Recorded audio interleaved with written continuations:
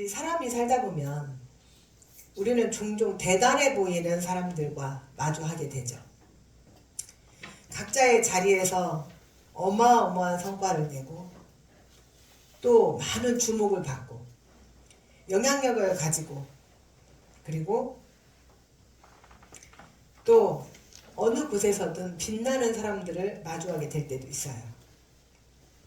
그런데 그런 모습을 보면 우리는 어떤가요? 우리의 자신이 바짝 쪼그라들게 되죠. 위축되죠. 나는 왜 저렇게 못할까? 나는 왜 이렇게 보잘것없지? 그래서 나도 모르게 어느새 스스로를 작게 여기죠. 세상은 언제나 유용함을 기준으로 사람의 가치를 매겨요. 얼마나 잘 나가는가. 잘 나가면 그 사람 대단한 사람이에요. 얼마나 영향력이 있는가. 얼마나 돈을 잘 버는가. 돈이 그 사람의 인품과 인격을 대체하는 시대가 돼버렸어요. 얼마나 성과를 냈는가. 이런 모든 기준, 이런 세상 속에서 많은 이들이 말하지 않아도 마음속은 무너지고 위축되고 좌절되죠. 하지만 하나님은 꼭 이렇게 대단한 사람들만 사용하는 것이 아니라는 거예요. 잘나면 잘난 대로, 부족하면 여전히 그 모습 그대로. 하나님은 있는 모습 그대로의 우리를 받으시고 그 마음을 사용을 하셔요. 하나님의 관심은 우리가 얼마나 높은 곳에 올라갔는가가 중요한 것이 아니라 그분 앞에 우리 자신을 얼마나 기꺼이 내어드릴 수 있느냐를 보십니다. 아멘. 하나님은 우리의 외모를 보지 않으셔요. 우리의 중심을 보십니다. 아멘. 네 마음이 어디에 있느냐, 네 중심이 어디에 있느냐. 아멘. 하나님께서는 우리가 보기에 쓸모없어 보이는 것들, 버려진 것들조차 그분의 손에 들리기만 한다면 놀라운 일로 쓰임을 받게 되죠. 아멘. 그 살아있는 장면이 바로 아프리카 케냐에서 있었던 한 소년의 이야기예요. 아프리카 케냐의 외딴 마을에 밤이 되면 하이에나들이 때로 마을로 내려와요. 그래서 짐승을 물어가고 또는 사람들도 공격하고, 그래서 사람들이 밤만 되면 두려워서 나올 수가 없어요. 그러니 생계도 당연히 이제 위협을 받게 되겠죠. 정부도 속수무책이었어요. 손을 쓸 수가 없었어요. 이때 그 마을에 살고 있던 겨우 13살짜리 소년이었던 리차드 클레르가 이 문제에 대해서 생각을 해봤어요. 어떻게 하면 내가 저 하이에나들을 쫓아낼 수 있을까? 그리고 그때부터 하이에나들을 열심히 관찰을 했어요. 그랬더니 그때에 한 가지 중요한 단서를 하나 찾아냈어요. 바로 이 하이에나들이 빛과 또 빛이 움직임을, 환한 것을 무서워한다는 거예요. 저거구나. 그러면 저거를 만들어야겠네. 누가 하이에나가 올 때까지 또 갈 때까지 밤새내 잠 안 자고 서서 지키고 빛을 비출 수 있는 사람이 누가 있겠어요. 그래서 이 클레레가 아하, 내가 발광체를 만들어야겠구나. 그런데 그에게 있는 것, 그가 가진 것이라고는 고장난 라디오에서 뜯어낸 안테나, 너무 낡고 오래돼서 버려진 자동차 배터리, 그리고 낡은 LED 전구밖에 없었어요. 다들 이제는 쓸모없다고 한쪽에 내동댕이 쳐졌던 그런, 어떻게 보면 몹쓸 것들, 버려진 것들을 가지고 하나씩 하나씩 연결하고 조립하고, 그리고 움직이는 불빛, 즉 자동 전멸 전등을 만들어냈어요. 밤이 되면 이제 마당에 불이 켜졌다 꺼졌다 켜졌다 꺼졌다를 자동으로 되는 거예요. 그래서 불빛이 움직이는 것처럼 보이니까 하이에나가 이제는 마을로 얼씬도 하지 못했어요. 이 소문이 이제 케냐 대통령에까지 들어갔고, 이 클레레는 대통령 상까지 수상하게 되었어요. 그런데 여기에서 이게 다가 아니라는 거예요. 무엇보다 중요한 것은 아무도 주목하지 않고 몹쓸겠다고 버려졌던 것들이 그의 손에 들렸을 때 한 마을을 살리는 도구가 되었다는 사실이에요. 이 이야기는 단지 한 소년의 기발함이나 용기를 넘어서 이제는 이런 작고 보잘것없는 것, 사람들에게 버려진 것을 통해서 일하시는 주님을 보여주는 애였어요. 이처럼 오늘 본문 말씀에 나오는 삼갈, 교회를 몇십 년을 다니고 성경을 몇 번 읽으셨던 분들도 삼갈이라는 이름을 들어본 적이 없으신 분들이 많으실 거예요. 장로님 들어보셨어요? 삼갈? 우리 장로님은 성경을 너무 많이 읽으셔서 성경 읽으셔서 아신 거예요. 삼갈. 삼갈은 12명의 사사인데 이름이 없어요. 이름이 없다기보다는 그의 행적이 없어요. 그의 어떤 업적도 크게 부각되지 않았어요. 그냥 단지 사사기 3장 31절에 삼갈이라는 이름 하나, 여호와께서 그를 통하여 구원하셨더라, 그게 다예요. 얼마나 보잘것없어요. 사사들의 무궁무진한 활약이 이어진 이 사사기 속에서 이름도 한 줄, 단 한 번. 성경 전체 66권을 다 통틀어서 1129장을 통틀어서 단 한 번. 한 단어, 삼갈. 그런데 하나님은 바로 이 사람을 통해서 이스라엘을 구원을 하셨어요. 이 삼갈에게는 칼도 없었어요. 군대 없었어요. 그의 오른손에 쥐어진 것은 단지 소를 모는 소 막대기 하나밖에 없었어요. 이 소모는 막대기는 말 그대로 밭을 갈 때 꼬챙이로 사용되거나 소를 모을 때 소의 엉덩이를 찌르는 역할밖에 하지 못하는 전쟁용 무기가 아니라 평범한 일상 속 도구였던 거죠. 이 삼갈이 살던 시대는 혼란의 시대였어요. 무정부 시대. 이스라엘이 가나안 땅에 아직 정착을 하지 못하고 있었던 상태. 그래서 왕도 없고 정부도 없고 각 자기의 지파별로 여기저기 흩어져 살던 시대였죠. 그런데 이 틈을 타서 누가? 이방 민족들이 끊임없이 몰려들어 왔어요. 침략. 마치 우리나라 외적이 침입하면 저기 떼놈들이 또 내려오고, 거기가 물러가면 다시 외적이 침입하고, 외적이 물러가면 다시 떼놈들이 몰려오고. 우리나라와 다르지 않아요. 그 가운데 블레셋이라고 하는 나라는 지금의 지중해 바로 옆에, 지금 말하는 가자지구라고 하는 그곳, 거기 블레셋 땅이었어요. 그들은 해양 민족이기 때문에 굉장히 호전적이었고 전투적이었어요. 그리고 그들은 찰기 문명을 벌써 일찌감치 받아들여서 무기를 가지고 있었어요. 또한 조직적인 군사력도 가지고 있었어요.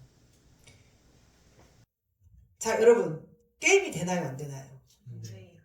우리는 이걸 보고 바로 우리 속담에 뭐라고 하죠? 계란으로 바위치기.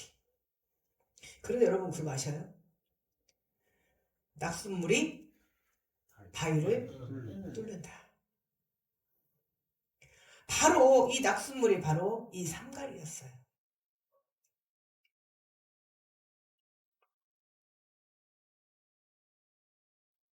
그는 에웃을 뒤를 이은 사사로 소개되지만 성경의 말씀은 그의 어떤 직이나 권위도 없었어요.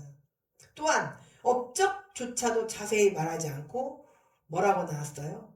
무려 그냥 소문은 막대기로 몇 명을 600명을 죽이고 이스라엘을 구원하였더라. 심지어 그의 아버지는 뭐라고 소개가 되냐면 아낫이래요. 아낫의 아들 삼갈. 아낫은 당시 그 가나안 지역에서 섬기던 전쟁 여신의 이름이에요. 여러분 생각을 해보세요. 우리는 무당의 문화를 가지고 있어요.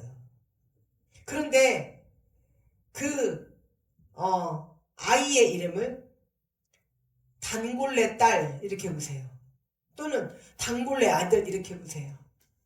그럼 뭐예요? 뭐예요?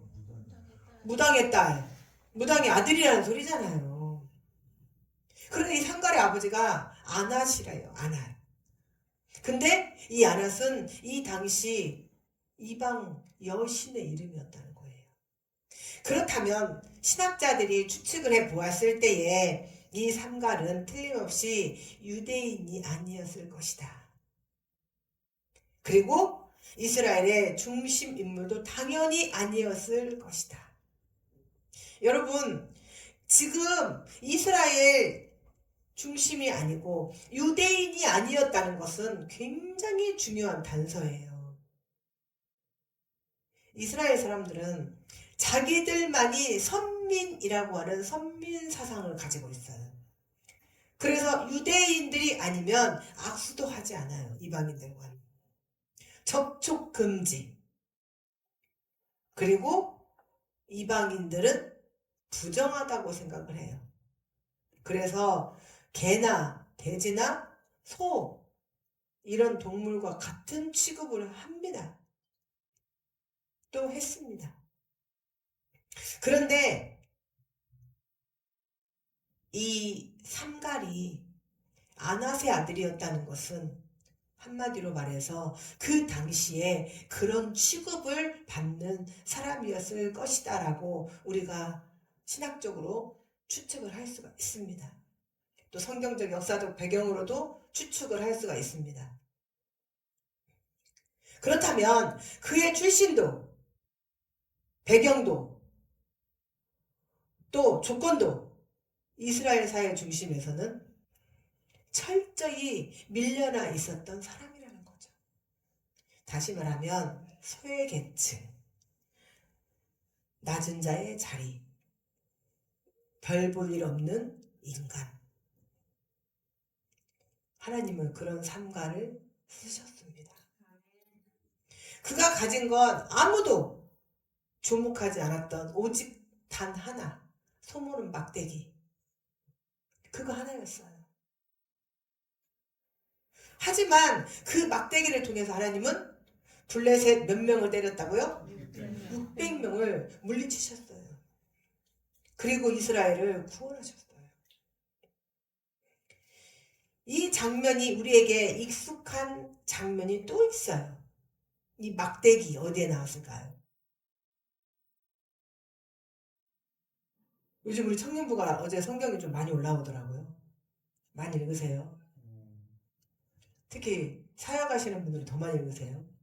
앞서서 인도하고 나가시는 분 더 많이 읽으셔야 돼요. 어디에서 나왔다고요? 모세. 어디에서 나왔을까요? 그러면 너무 잔인할까요? 출애굽기 4장에 하나님께서 모세에게 이렇게 물으십니다. 네 손에 있는 것이 뭐야? 너는 네 손에 무엇을 들고 있니? 그의 손에 뭐가 있었을까요? 뭐가 있었을까요? 모세는 뭐였어요, 직업이? 양심. 네, 그럼 뭐가 있었을까요, 손에? 양모는 막대기. 네, 양을 치던 막대기. 대단하게 있는 게 아니었어요. 단순히 막대기 하나밖에 없었어요. 그 막대기. 지팡이 하나밖에. 그런데 그 지팡이를 내밀었을 때에 뭐가 갈라졌어요? 홍해가 갈라졌어요. 그 지팡이로 무엇을 때렸을 때 물이 쏟아졌어요? 반석을 때렸을 때에 이스라엘 역사가 움직였어요. 죄에서 사망에서 구원으로 생명으로 인도하는 막대기가 됐어요. 하나님은 언제나 지금 그 사람의 손에 들려 있는 것으로 일을 하셔요. 대단한 것 아니라 평범한 그것. 남들은 무시할지라도 하나님의 손에 들릴 때 그것이 하나님의 역사를 이루는 도구가 된다는 거예요. 이것이 단지 삼갈의 이야기가 아니라는 거예요. 삼갈의 이야기로 머무는 것이 아니라 성경 전체를 꿰뚫는 하나님의 일하심이에요. 고린도전서 1장 27절에 바울은 이렇게 말씀을 하셔요. 하나님께서 세상에 미련한 것들을 택하사 지혜 있는 자들을 부끄럽게 하려 하시고 약한 것들을 택하사 강한 것들을 부끄럽게 하려 하셨으며 삼갈이 바로 이 말씀의 산 증거라는 거예요. 그리고 사사기의 구조는 바로 이 진리를 반복해서 보여주잖아요. 이스라엘이 하나님 앞에 악을 행하고 죄를 행하면 하나님은 그들을 징계하시고 그 고통 가운데서 부르짖는 백성을 위해 사사를 세워 구원하시죠. 그런데 하나님이 세우시는 그 사사들이 하나같이 세상 기준으로 보면 연약하고 잘난 것도 없고 뛰어난 스펙도 없어요. 모든 중심에서 밀려난 약자의 자리, 소외된 계층에 있었던 자들이었다는 거예요. 바로 삼갈 앞에 있었던 사사 에훗. 그 당시 오른손을 잘 쓰지 못하는, 그래서 사회의 약자의 취급을 받았던 왼손을 쓰는 에훗. 드보라.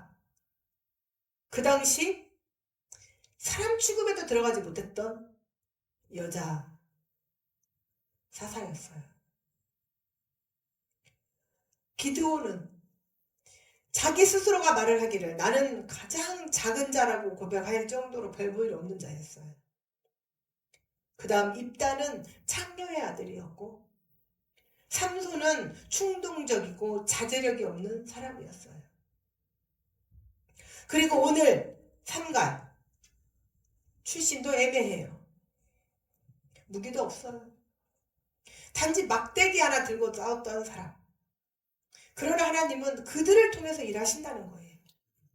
구원을 이루시고 우리 하나님은 여전히 그렇게 지금도 일하고 계셔요. 세상이 보기엔 약해 보이고 미련해 보일지라도 하나님의 손에 들린 사람은 그 자체로 하나님의 능력이 된다는 거예요. 사랑하는 주일학교 성도 여러분, 여러분들이 하나님의 손에 들리셔서 그런 능력 있는 자로 거듭나시기를 주님의 이름으로 축원합니다. 아멘. 그래서 하나님께서는 하나님의 영광이 온전히 드러내시고 인간의 강함은 자랑이 되지만 하나님의 강함은 은혜가 됩니다. 한 글로벌 항공회사에서 있었던 실화예요. 정비사가 비행기를 점검하던 중 평소와는 조금 다른 이상한 진동을 느꼈어요. 그는 경험적으로 이 진동의 원인이 특정 부품의 미세한 이상 때문이라는 것을 알아차렸어요. 그래서 이 부품의 미세한 진동은 그러나 그 매뉴얼상 즉시 교체 대상이 아니었어요. 그러나 그는 왠지 그 정비사들만이 느끼는 그 불안함. 그래서 정비 보고서에 해당 부품 교체 권장 이렇게 메모를 남겼어요. 그러나 그 권고는 곧바로 무시되어 버렸어요. 그리고 장비 지침에 근거한 판단으로 인해서 그 부품은 결국 교체되지 않았고 그대로 운항에 투입이 되어버렸습니다. 며칠 뒤 해당 비행기는 국제선을 운항하던 중에 실제로 정말 문제를 일으켰어요. 기체는 긴급 회항을 하게 되었고 그리고 조사 결과 그 정비사가 지목했던 바로 그 부품이 고장의 원인이었다는 사실이 드러났어요. 결국 그 비행기에 수많은 사람의 생명을 살린 것은 작은 이상 하나도 쉽게 넘기지 않았던 수많은 정비 기술자 중에 겨우 한 사람이었다는 거예요. 대단한 사람이 아니었어요. 그 수많은 비행기 정비공들 중에 겨우 이름도 없이 미미한 정비공 한 사람에 지나지 않은 그 한 사람이 수많은 사람을 살렸다는 거예요. 하나님은 대단한 사람, 특별한 무기, 화려한 자격이 아니라 작지만 정직한 마음 하나, 그 손에 들린 책임 하나가 한 생명을, 아니 수많은 생명을 살렸던 거예요. 바로 삼갈이 그런 사람이고 여러분이 그런 사람이 되기를 축원합니다. 눈에 띄지 않지만 하나님의 나라를 지탱하는 존재, 이름 없이도 하나님의 역사 안에 깊이 쓰인 자죠. 여러분 이런 자가 되고 싶지 않으십니까? 사랑하는 성도 여러분, 지금 이 순간 당신이 바로 그 삼갈입니다. 여러분이 삼갈입니다. 삼갈은 단 한 절로 기록된 이름도 없는, 업적도 대단하게 기록되지 않은 미미한 사사였어요. 그러나 사람들이 기억하지도 주목하지도 않는 인물이었지만 하나님은 그를 통해 이스라엘을 구원하셨어요. 우리 성산 주열방교회가 지금 얼마나 미미합니까? 어쩌면 한우라기에 실 만큼도 또 한 줄의 밧줄도 되지 않는 그런 미미한 존재. 그러나 하나님께서는 우리 성산 주열방교회를 통하여 반드시 하나님의 계획하심과 그 일을 이루십니다. 아멘. 삼갈이 대단해서가 아닙니다. 그저 그가 가진 것, 자신의 손에 들려있던 막대기 하나를 하나님 앞에 드렸더니 하나님의 일에 응답했더니 그 막대기는 더 이상 농사용 도구가 아니고 그 하찮은 막대기 하나가 이스라엘을 구원하는 무기로 사용됐다는 것이죠. 아멘. 그렇다고 삼갈이 또 무언가를 새로 준비한 것도 아니었어요. 그냥 일상의 도구, 자신의 삶의 자리, 매일처럼 손에 들려 있었던 것, 그 막대기 하나가 하나님께 쓰임 받은 거예요. 우리가 가끔 연말에 이제 헌신과 봉사자의 자리에 이제 임명을 합니다. 그때에 가장 사람들이 많이 하는 말이 뭔지 아세요? 뭘까요? 뭘까요? 한번 해보세요. 제가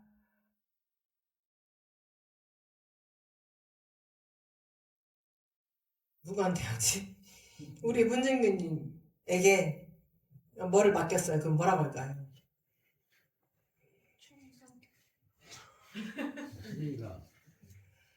할 줄 아는 게 없습니다.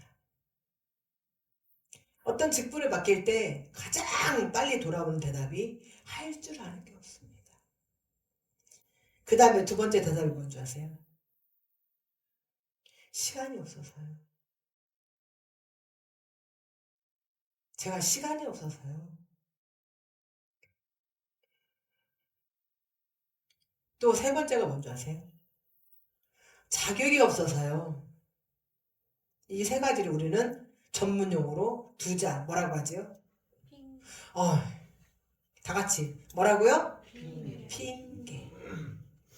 이 중심에는 뭐가 들어있어요? 뭐가 들어있어요? 그렇게 꼭 찝지 말고 우리말로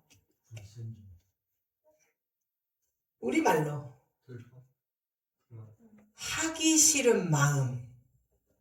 뭐가 있다고요? 하기 싫은 마음. 하기 싫은 마음이 뱃속 깊숙이 가라앉고 있었기 때문에, 자리 잡고 있었기 때문에 할 줄 아는 게 없어요. 시간이 없어요. 자격이 없어요.